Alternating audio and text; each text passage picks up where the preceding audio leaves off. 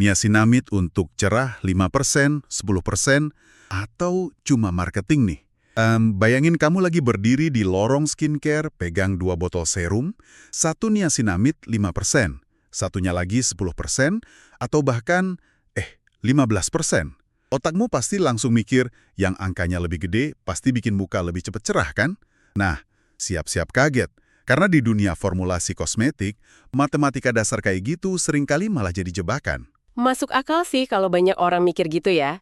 Kita kan terbiasa punya mindset kalau dosis lebih tinggi itu sama dengan hasil yang lebih cepat. Iya, persis banget. Tapi kalau kita ngomongin niacinamide nih, faktanya seringkali malah bertolak belakang sama intuisi kita loh. Benar deh, aku agak bingung.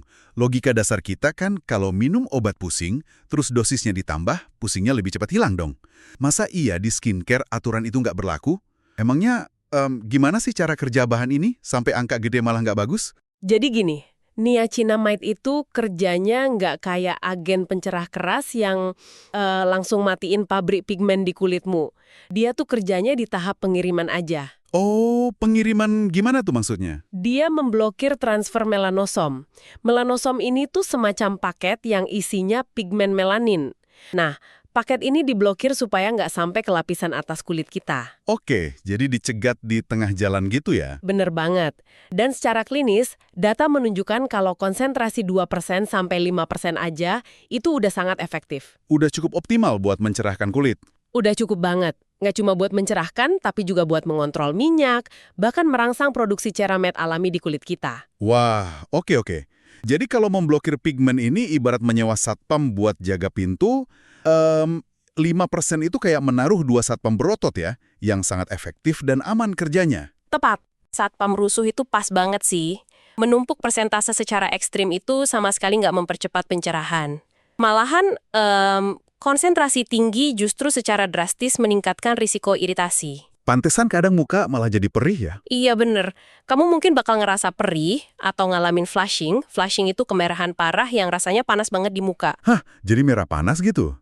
Emang secara kimiawinya kenapa bisa begitu? Penyebabnya ada di sisa impuritasnya. Bahan mentah niacinamide dengan persentase tinggi itu sangat rentan mengandung sisa nicotinic acid. Oh, nikotinik asid. Asam ya berarti? Paksa melebarkan pembuluh darah kapiler di wajahmu. Makanya jadi merah dan kerasa panas. Wow, panteskan aja kadang pakai serum yang belasan persen malah bikin muka merah kayak kepiting rebus. Tapi pertanyaannya nih, kalau brand tahu 10% atau 12% itu rawan bikin rusuh di kulit, kenapa mereka tetap bikin dan jual ke kita? Nah, disinilah kemampuan baca label jadi skill wajib banget buat kamu. Coba deh, kamu perhatiin daftar komposisi di belakang kemasan serum yang persenannya tinggi. Biasanya mereka nambahin apa tuh di situ? Brand skincare itu biasanya harus mengakali formulanya. Mereka bakal masukin bahan peredam iritasi dalam jumlah yang masif banget. Contohnya kayak Centella asiatica gitu ya? Betul, Centella asiatica atau Cica, terus ditambah berbagai jenis ceramide, sampai polimer penenang kayak biosakaride gum 1. Bentar-bentar. Jadi mereka masukin bahan-bahan penenang itu bukan cuma sebagai nutrisi tambahan buat kulit kita dong? Nggak sepenuhnya buat nutrisi aja. Maksudku, mereka nambahin itu khusus buat menahan efek buruk dari tingginya angka niacinamide itu sendiri. Ini sih ibarat sengaja nyalain AP besar di dalam rumah, terus sibuk nyiram air supaya rumahnya nggak kebakar abis. Make sense banget, kan analoginya? Dan ini sebenarnya sinyal evaluasi penting buat kita. Klaim skincare itu kan biasanya cuma bisa membantu, bukan pasti menyembuhkan. Iya, benar. Nggak ada keajaiban instan di skincare. Makanya, kalau kamu pakai serum persentase tinggi dan kulitmu malah bereaksi perih, makin merah, atau malah breakout parah, itu adalah sinyal stop yang tegas dari tubuhmu. Berarti harus langsung di-stop ya? Nggak usah ditungguin sampai kulitnya terbiasa? Harus langsung stop. Segera evaluasi rutinitasmu dan hentikan pemakaian. Jangan dipaksain cuma gara-gara sayang udah beli mahal. Setuju banget sih. Dan jujur aja ya, kita juga harus realistis nih. Skincare yang dijual bebas itu kan bukan obat dewa. Benar, terutama kalau masalah kulitmu udah masuk kategori berat. Iya, kayak jerawat meradang parah atau severe acne gitu ya. Ya, atau fungal acne, sama melasma yang udah membandel bertahun-tahun.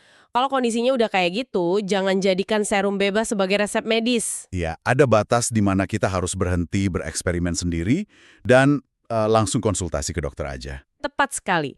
Kesimpulannya nih, niacinamide emang bahan superstar di dunia dermatologi buat mengatasi kulit kusam dan memperbaiki skin barrier. Tapi, konsentrasi yang overdosis itu bukan jalan pintas yang selalu aman atau diperlukan. Memahami cara kerja bahan itu jauh lebih penting. Make sense banget. Dan ini ninggalin kita dengan satu pertanyaan tajam nih. Kalau data riset aja udah ngebuktiin bahwa 5% udah sangat optimal, tapi kita sebagai konsumen tetap ngeyel berburu angka 10% atau 15% cuma karena ilusi kalau lebih besar pasti lebih baik. Iya, padahal kan faktanya nggak selalu gitu. Nah, pertanyaannya, apakah sebenarnya kita sendiri nih yang sedang memaksa industri kecantikan untuk mengorbankan skin barrier kita cuma demi pamer angka marketing? Sesuatu untuk kamu renungkan waktu ngecek label skincare kamu malam ini?